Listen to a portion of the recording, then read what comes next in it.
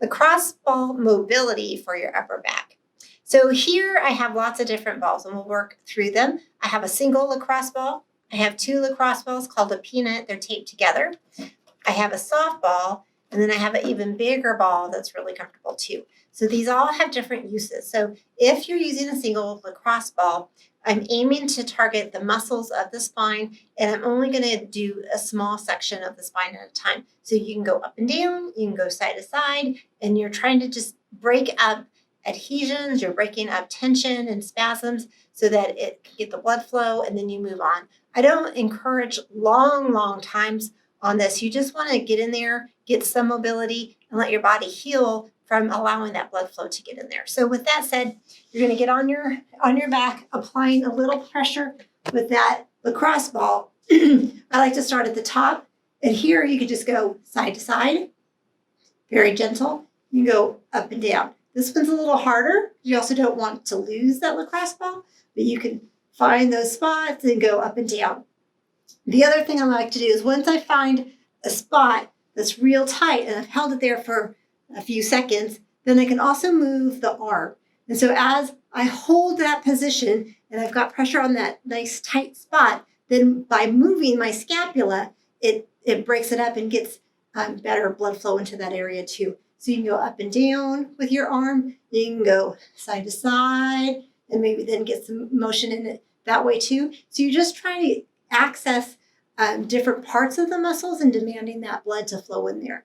So ideally you're going up and down the spine. I also like to go to the side and you're not ever foaming your bone. That doesn't feel good. So the scapula has a few bony ridges. So as you find the thick muscles of the scapula, you're applying the same pressure. You're going side to side and up and down and moving around. You can go through the different motions of what the arm does so that you're demanding better mobility into that muscle. And then just moving a couple inches lateral, going up and down, and breaking up all those adhesions, demanding blood flow. So that feels real good. So those are a couple things you can do with a single lacrosse ball. With a double lacrosse ball, having that peanut, you nicely can get both of the muscles of the spine.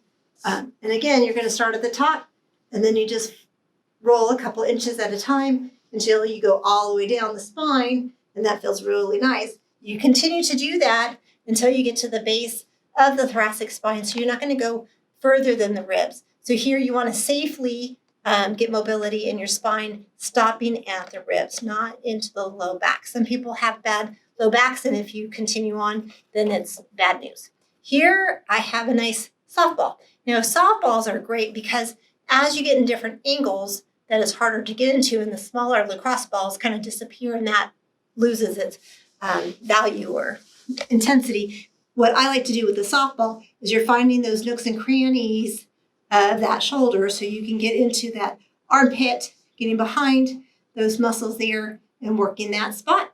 As you go underneath and roll over, then you can get the muscles at the front.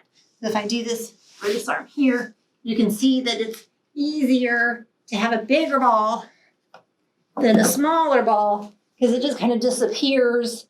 And I really am wanting to get into that crevice of where the humerus and those ribs are. So I'm trying to dig deeper into that spot right there. And so again, I'm finding a spot, hovering at it, then I move it, find another spot, get at it, and continue down. And you can go all the way into the arm and into the bicep and the deltoid too. Those feel really good.